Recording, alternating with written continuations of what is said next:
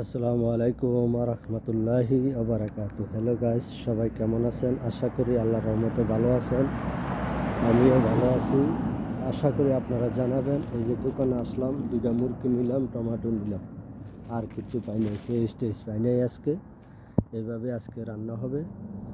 এখন জানি না কীরকম ফাঁক হবে। তাই আমি যে কথাগুলো বলতে চাই, যে কথাগুলো হচ্ছে, মানুষের টাকা পয়সা মানুষকে সুখ দিতে পারে না। আর যারা খেটে খাওয়া মানুষ, গরিব মানে দারিদ্র্যহীনা,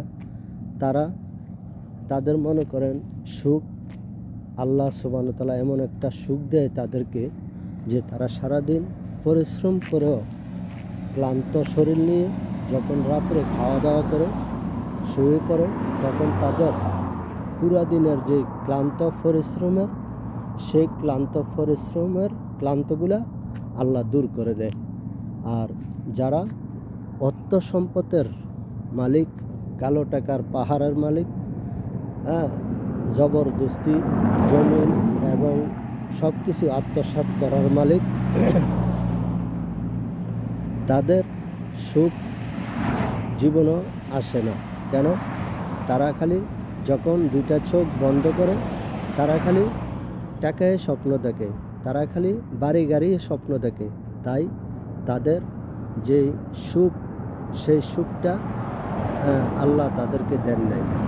কিন্তু তারা যদি সেই সুখটা পেতে চায়, তাহলে তাদেরকে এই অট্টালিকা, পাহাড়, বাড়ি গাড়ি কল্পনা অন্তর থেকে মুছে দিয়ে আল্লাহর প্রতি পূর্ণ আস্থা বিশ্বাস রেখে আল্লাহর ইবাদতে মশগুল হতে হবে এবং মানুষকে সাহায্য সহযোগিতা করতে হবে এবং মানুষের পাশে গিয়ে দাঁড়াতে হবে।